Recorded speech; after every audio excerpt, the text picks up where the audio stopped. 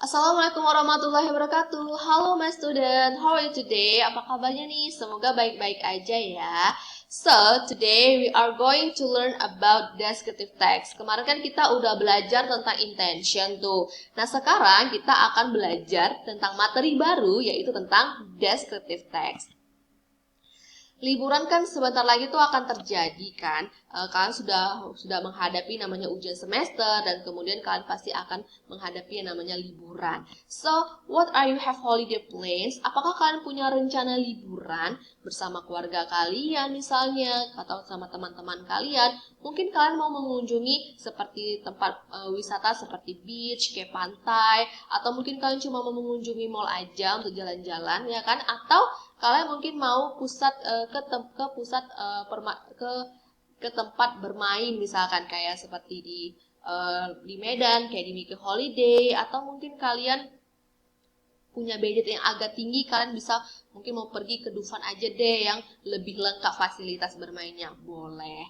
Nah, jadi ketika kalian mengunjungi suatu tempat ya kan, you can make a text to tell the place what you visit. Jadi kamu bisa loh membuat sebuah teks untuk menceritakan tempat yang kamu kunjungi.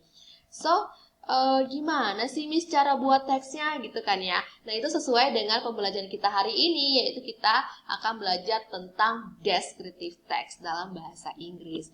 So, what is the meaning of descriptive text? Apa sih Miss descriptive text itu ya? So,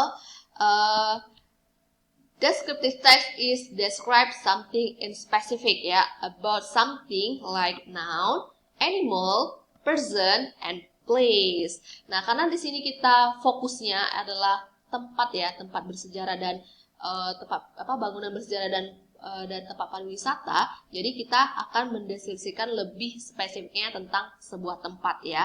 Nah, jadi, describe something in specific itu maksudnya apa sih, Miss? Gitu ya. Describe something in specific itu maksudnya adalah kalian mendeskripsikan itu secara khusus. Ya, misalkan nih hari Minggu kalian mau mengunjungi, kita dekat-dekat aja deh ya, kayak di Langsa deh. Kalian hari Minggu tuh kalian mau mengunjungi hutan lindung misalnya. Nah, di hutan lindung itu kalian bisa menjelaskan secara spesifik misalnya tentang namanya, terus lokasinya tuh di mana gitu kan. Terus di dalam itu tuh ada apa aja yang bisa kalian nikmati.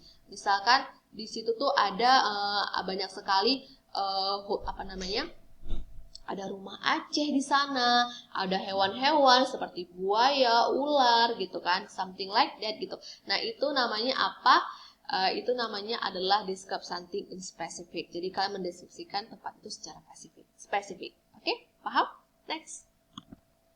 Nah, di sini Miss kasih beberapa tempat ya, historical place and buildings. Jadi Miss bagikan beberapa tempat bersejarah, bangunan bersejarah, dan tempat-tempat wisata yang bisa kalian kunjungi untuk mengisi kekosongan liburan kalian nextnya. Nah, yang pertama itu Borobudur Temple ya, atau Candi Borobudur. Nah, kedua adalah Raja Ampat yang ada di Papua ya. Nah, yang terakhir itu adalah Monumen Nasional. Kan pasti tahulah Monumen Nasional itu apa ya kan? So, selanjutnya adalah generic structure.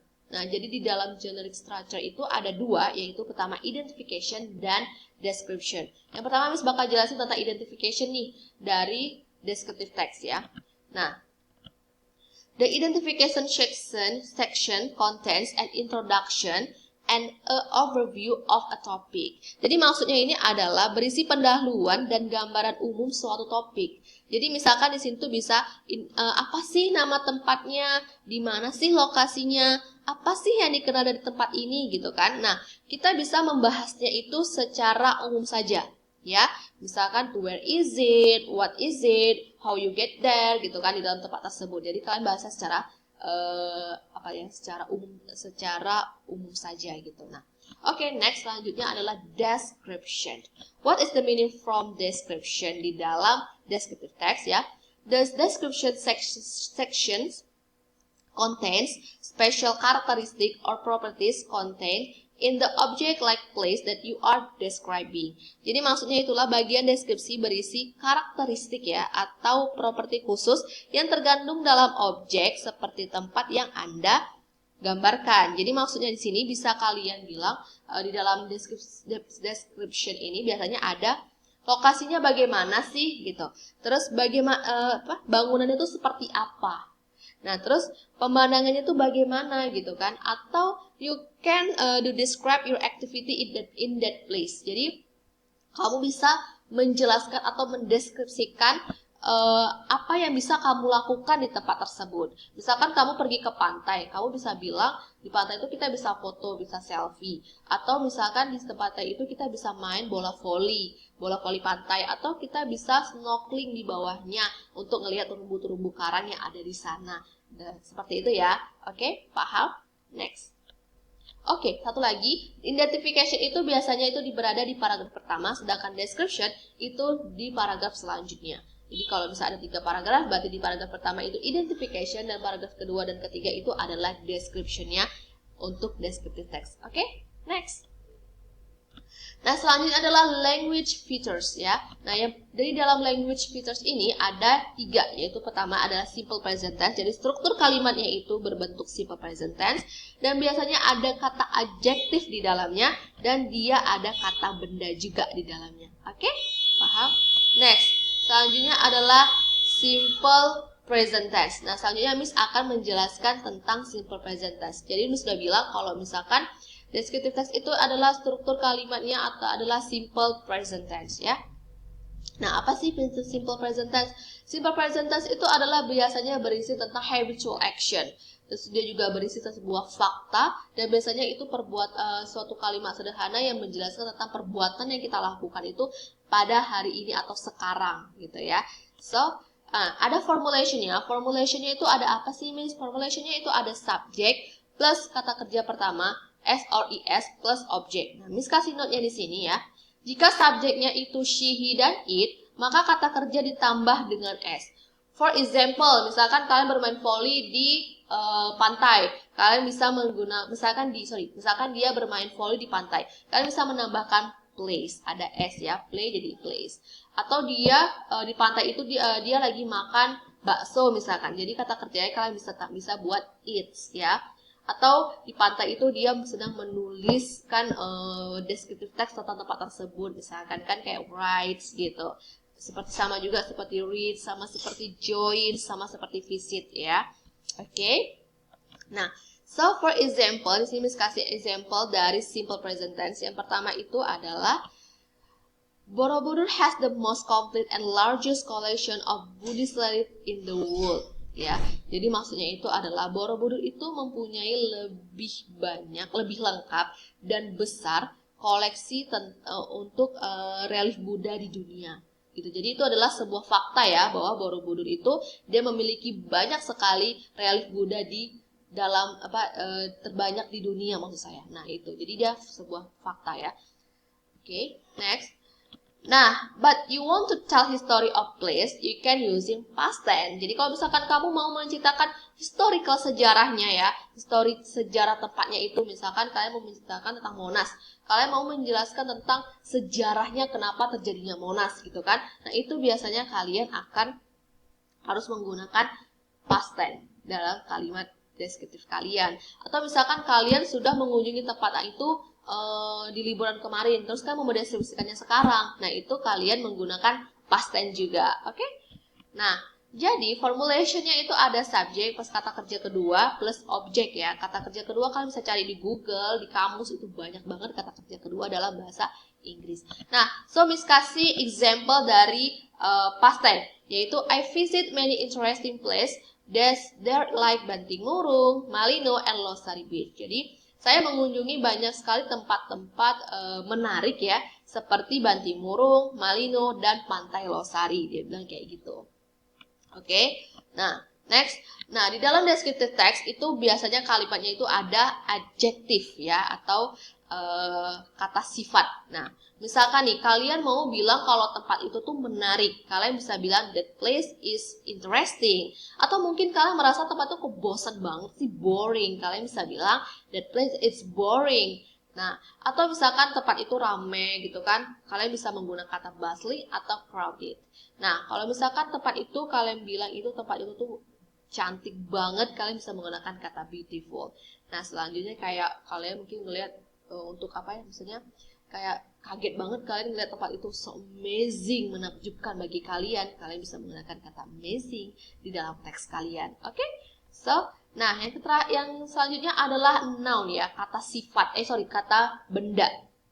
Ya, misalkan seperti school, seperti beach, pantai, seperti island, pulau, seperti lake, danau, atau legend atau legenda. Jadi misalkan tempat itu tuh tempat yang memang diyakini oleh oleh masyarakat di sana itu legenda, ada legendanya, misalnya seperti Danau Toba, ada cerita khusus legendanya, itu namanya legend. Atau skenario pemandangan, mungkin ketika kalian mengunjungi pantai, kalian bisa mendeskripsikan pemandangannya itu cantik banget, indah banget, pasir putihnya bersih banget sama segala macamnya. Itu bisa kalian gunakan skenario. Oke? Paham? Next. Nah, di sini misalkan kasih sedikit ya, ada tempat yang bisa kalian kunjungi loh, yaitu Raja Ampat ya. So, next. Oke, selanjutnya di sini Miss kasih ya beberapa ada di sini sebuah teks tentang descriptive text dalam bahasa Inggris ya, yaitu Miss mau mendeskripsikan tentang Raja Ampat. Dan seperti Miss bilang tadi bahwa di paragraf pertama itu adalah identification. Nah, di dalam paragraf pertama ini kalian bisa lihat di sini ya, Raja Ampat and four kings in the name given to some island in West Papua and come from a local myth. Jadi maksudnya ini adalah nama, jadi Raja Ampat itu nama yang diberikan untuk beberapa pulau di Papua Barat dan berasal dari mitos lokal. Jadi dijelaskan tadi kan Miss bilang tuh kalau di paragraf pertama itu biasanya menjelaskan lokasinya ya. Nah, terus selanjutnya di sini juga dijelaskan bahwa 4 pulau besar tersebut adalah Wengeo, Misol yang merupakan rumah bagi lukisan batu purba, Salawati dan Batanta. Jadi di sini sudah jelas ya, di dalam teks ini menjelaskan tentang di mana sih lokasinya gitu kan. Nah, itu namanya itu berasal dari mana, seperti itu. Nah, juga di sini dijelaskan juga di Kepulauan Raja Ampat ini penyelam itu bisa menjelajahi dinding vertikal bawah air, sensasi diving atau tantangan besar lainnya. Jadi bisa diganti di sini. Di teks paragraf pertama ini dijelaskan bahwa penyelam ya bisa melakukan beberapa aktivitas laut di dalam Raja Ampat ini. Oke? Nah, untuk paragraf kedua itu adalah yang disebutkan tadi, itu adalah description. Ya. Nah, wilayah di sini menjelaskan lengkap ya tentang Raja Ampat ini memiliki 9,8 juta hektar tanah dan laut, terus dia juga menjadi rumah bagi 540 jenis karang dan lebih dari 1000 jenis ikan karang dan juga 700 jenis moluska. Di sini sudah dijelaskan secara lengkapnya gitu kan. Dan juga Raja Ampat ini menjadi perpustakaan hidup paling beragam untuk terumbu karang di dunia dan biota bawah laut.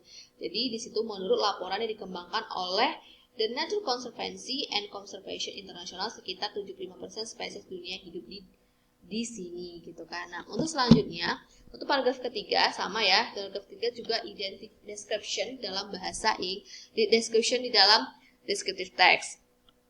Nah, di sini Miss kasih tahu ya, untuk kalimat yang berwarna merah ini itu adalah kalimat simple present tense. Kenapa ada simple present tense? Karena ada kata is, ya, ada kata is di situ dan ada kata are di situ. Nah, itu namanya simple present tense, itu menyatakan suatu fakta. Nah, untuk kalimat yang berwarna biru itu adalah kata bendanya, seperti Raja Ampat, ada island, ada land and sea, ada library, ada nature ya.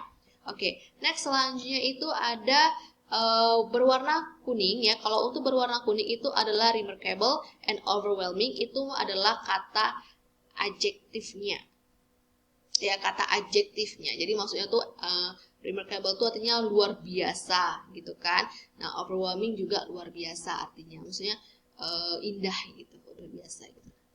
Terus selanjutnya adalah terima kasih my students. The last my explanation about the test. Miss harap kalian bisa mengerti apa yang penjelasan yang Miss jelaskan. So, let's meet me again in the next class. See you next meeting. Bye-bye.